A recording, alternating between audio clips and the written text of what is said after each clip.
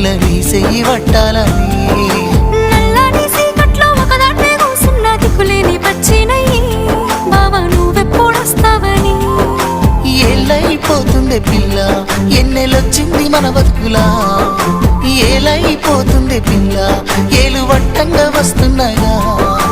ఇన్నాళ్ళ ఎడబాటు ఎడవాసిపోతుందిలే ఈ సీనయ్య గుంటున్నదే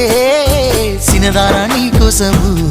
ఈ దూరాన్ని చెరుపుతూ తీరాల కగిలింది అందాల ఈ మానవు